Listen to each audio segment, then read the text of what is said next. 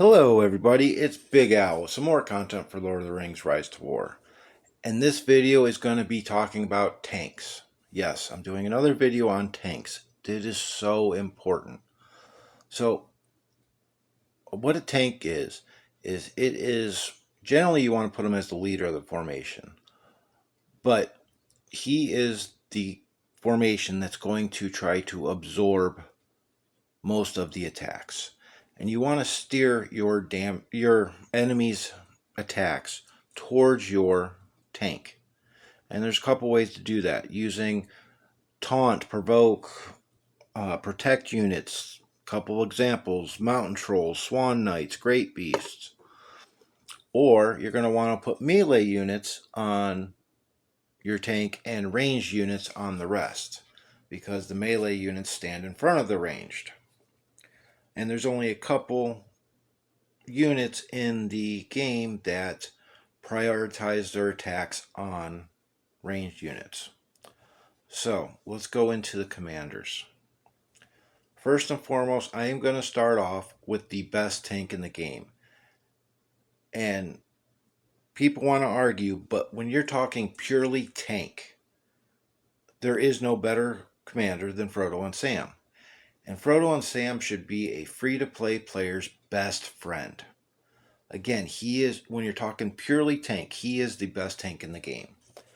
And there's things that will dictate that. The skills of the commander, the command of the commander, which is a very important thing. And this is one of the arguments I have with the devs, is Frodo and Sam should have more command, his relic should have more command, whatever. But when you're building him, any tank, you're prioritizing command and unit defense. But let's take a look at Frodo and Sam's skills. Okay, first and foremost, Master of Bag End.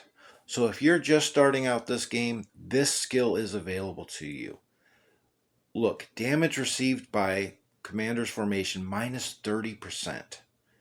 Yes, he's got, when it gets to level 5, a 10% damage dealt debuff, but you don't want him to do damage. You are using him as a tank. He is going to absorb damage. His other skill is Ring Bearer, and there's a couple other commanders in the game that have this skill.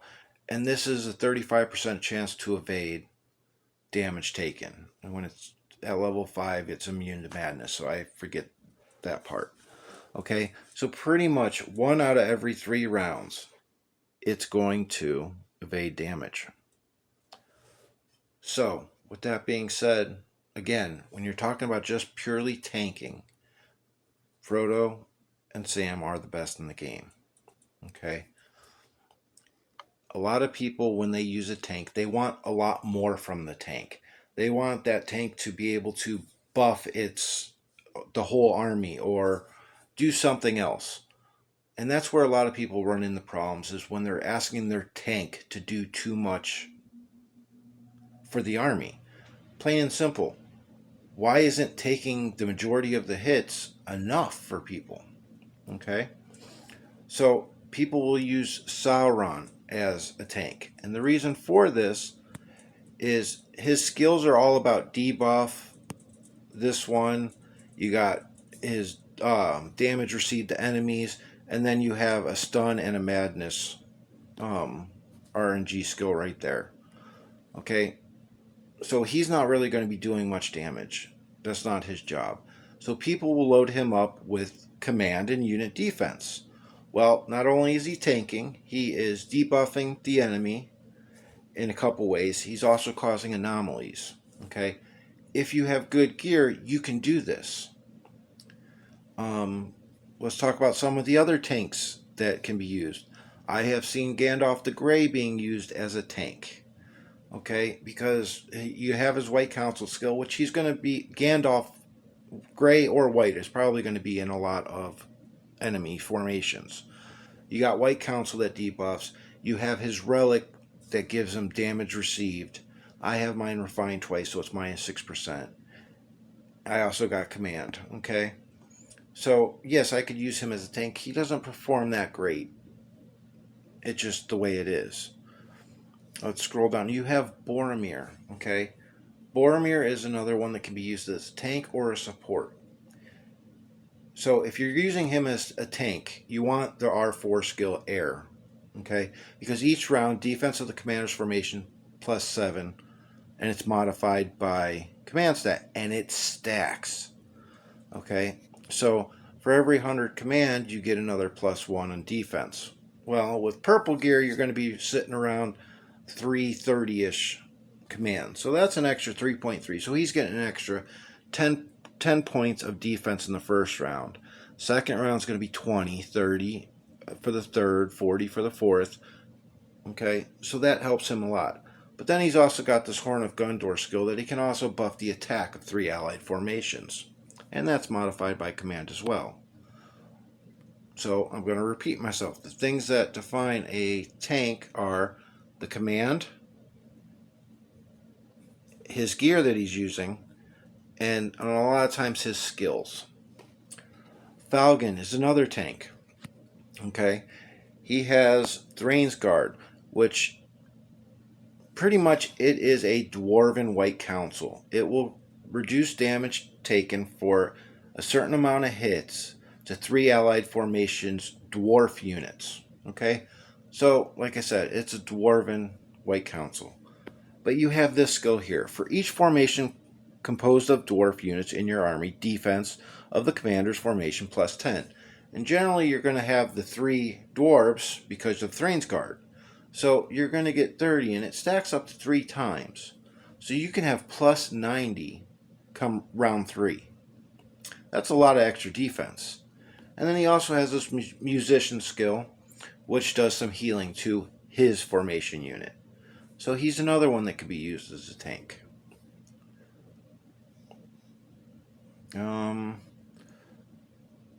Thorin can be used as a tank at high levels because of his skills react to him taking damage, but that's not a free-to-play friendly.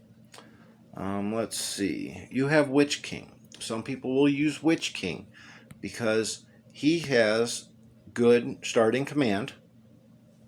Okay, and then you would put unit defense and command gear on him. His skills, he has a couple different ways he can be built, but here's one of the debuff skills, kind of like Sauron's. And then he has skills that cause stun. And those are also damage skills. And then he also has one for unit damage, trying to grant dual blows. Okay? So he can be used as a tank. Gil. Gil is one that I'm huge on. I do not like Gil. I never have. Sorry, I'm just not elf friendly for Gil. But he is one like Falcon, that he is specific on race. So, for the first 2 rounds, elf units and 3 allied formations have a 70% chance to evade. Okay, so that's great. He's helping the rest of your army not take damage. If they are all elves. And you would put a non-elf melee unit on him or a taunt provoke unit. And then this is the other skill. For the first 5 rounds, attack and defense of the elf units. So this is another thing that helps the formation. So right there, he's going to tank, he's going to cause evade, he's going to buff the units in 3 elf formations. And then he's got 2 damage skills. He has this Icicle and Alliance Leader. Okay? People make the mistake of trying to get damage out of him, and they put different kinds of gear on him instead of just sticking to unit defense and command. So they ask a lot out of him. So as a tank, he struggles because they're trying to do too much. So this third skill that you would put points into is this Icicle and just get stun. Stun is a great thing to do on enemies. Círdan is not a free-to-play friendly commander as well, but he can be used as a tank as well. Isildur is considered a tank. He has the Ring Bearer skill right there, and he has also some buffing skills. He's got, from round 3 onward, attack is added. You got 50% chance for dual blows. You also have this defense plus, here, I'll max it out, plus 50 when 3 allied formations receive damage from the next 8 hits. Well, that's a lot of extra defense, but again, it relies on your allied formations taking damage. He is probably the biggest disappointment to me as a tank, plain and simple. A lot of people will try to use him because he's mythic instead of using Froto Sam or Falcon or Boramir. Okay, and again, this video is about free-to-play, lower spenders tanks. So, Isildur, like I said, is probably the biggest disappointment when his skills are kind of set up for trying to be a tank. I might miss one or two here. There is an evil one. I think it was this one that people were talking about using a tank. And I'm going to be honest, I'm not as familiar with the skills and the setup of this guy for a tank. Heragon is another one that you could technically use as a tank. I prefer Boramir over Heragon. Okay, and it's the same thing. You would load him up with unit defense and command. Okay, and then he's got a couple skills. He has the same skill Warden as Boramir, where it gives a 45% chance to evade damage taken from 5 hits. Okay, and then he has a healing skill. So it restores hit points to 2 allied formation units. And then he has a couple damage skills. So again, he can be used as a tank, but Boramir, if you're having to use Epic, Boramir is the better choice. Kieran is another one that can be used as a tank. I've only seen him be more efficient at higher respect levels, but he does have a couple skills for tanking. Like this one's for stun, damage received by commander's formation and 1 allied formation unit. So not only is it helping him, but it's also helping his formation. And then that's minus 10%, and the damage received by Kieran himself would be plus 20%.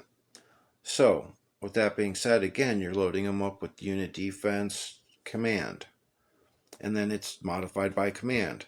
And on round 4, if Kieran is still alive, damage received by 3 allied formations on this round, minus 20%. Additionally, he has this skill. And this one, I'm not a fan of these type of skills, where it has a random possible effect. And what this does, it randomly applies one of the following debuffs to 2 enemy formations. You can cause madness, you could cause minus attack or minus defense, and that's also modified by command. So those are things you don't know what you're going to get. And then for each formation composed of evil men units in your army, physical damage dealt by the commander's formation is plus 5% maxed out, and it stacks up to 4 times. So again, I haven't seen him really at low respect levels doing well, but he is another tank. Undying, people will use him as a tank, and it's the same kind of situation as like Sauron. He doesn't have the tanking skills for the damage reduction, but he does start off with good base command, and you would load him up with unit defense and command. So with him, he has, this one, Undead Commander. Just like Gil, Boramir, except his chance to evade is a lot higher. And it grants 2 allied formations 90% chance to evade damage. And it goes to 3 formations, and then to 5 instances of damage. He has this skill right here, Second Wind. And in round 5, 3 allied formations recover 1,000 HP. That's a lot. Additionally, restores 300% HP to the commander's formation unit as well. So that is kind of one of those skills that will help him, but it's not going to help him until round 5. So again, things that make him tank the most is his gear. So you're asking him to do gear, to tank, you're asking him to cause evade, you're asking him to do healing. And then there's also, is it this one or this one? It's this one, Weapon Master. You will also ask him to stun an enemy as well. So again, there's a lot of things you're asking to do. But command and then the unit defense on your gear dictates this. And also you want defensive set effects if you can make them. Let's see if there's any other tanks that I do not own yet. I think that's it. And those are pretty much the tanks you're going to want to focus on. And it is important to have a solid tank. Or somebody that's solid, even a support. You can call him a support instead of a tank if you want. Like Boramir. You need a solid tank or support that's going to take and absorb a lot of the damage. And all the damage reduction is going to come from his command and his gear for his unit defense. Commander defense is kind of one of the more useless stats in the game. I shouldn't say useless, but it's the least important in the game. Because defense is just affects the ability to resist physical damage. So the way I look at it is the more commander defense on, you're putting on an extra sweatshirt. And then you're putting on another one. So that it softens it a little bit, but you're still getting hit hard. I hope that kind of makes sense and not just sounds like rambling. So, my opinion, free-to-play players, make Froto and Sam your best friend when you are starting the game. Okay, the first couple seasons, as long as you have him unlocked, you are on your way because right here of this Master of Bag End skill, minus 30%. That's huge. Okay, and most likely you're going to have a Gandalf in your formation that has White Council, so you're also getting an additional for a certain amount of hits. And because you're steering damage towards him, that helps him as well. So, for tanks, my suggestions: Frodo and Sam, Sauron, Boramir. Falcon is good with just dwarves. I'm not a fan of Gil. It's a little bit personal and it's a little bit also by what I've seen him do. Like, a lot of people like him for the evade and everything, but it's kind of a slippery slope where he will do okay as a tank if you're not asking him to do damage as well. Witch King is another tank that you could use. Do not use Isildur unless you have him high respect, you have his relic and everything like that. I do not recommend using Isildur. Same thing with Kurin. Okay. Oh, another tank that I have seen some people use. He is not common, but Imrahil. Okay. And let me show you. He has this air skill, the same one as Boramir, where it's going to stack defense. Okay. He has, let's see, ally. When medium units and 3 allied formations launch normal tanks, gain follow-up healing. Okay. So that's a decent one. He also has this one where attack of medium units and 2 allied formations plus X amount, okay? But mounted units in the commander's formation gain stud and madness immunity. So some people like that as well. And then he's also adding defense to 2 formations. So he is another one that can be used as a tank. Again, he is not common. He's somebody that I actually want to start testing out. So I'm going to actually start raising his respect on one of my other accounts to see how he does. So those are the tanks. The most important things on tanks: command. Their gear has command and unit defense. And then on some of them, their skills. Don't ask too much out of your tank. Free-to-play players, if you want your tank, let him tank. And if he gives a little bit of buff, like, here, I want to show you one. I'm going to use him. If you get him to a respect level and then a regular level that he has extra points. Look, I'm doing Hobbit Adventure. Attack of all these species units in all 4 formations if you get it to level 5. Gets plus attack. Okay, that is a bonus, but all I'm worried about is him tanking. Anything else is a bonus. Worry about tanking first for you free-to-play players. So, I'm trying not to be biased, but like I said, Froto and Sam, he's a legendary commander. He's very common, easy to get respect for. He can be used on the first couple seasons right away with Respect 0, Respect 1 because of that skill. So, I hope this helps clarify tanks. What you need to be a tank. Don't try to ask too much out of your tank. That's why a lot of people don't like Froto and Sam. And I get that. I understand that. But that's also for the higher level players that have the better gear and more respect on a lot more commanders. So, that's all. So, as always, make the most out of what you got.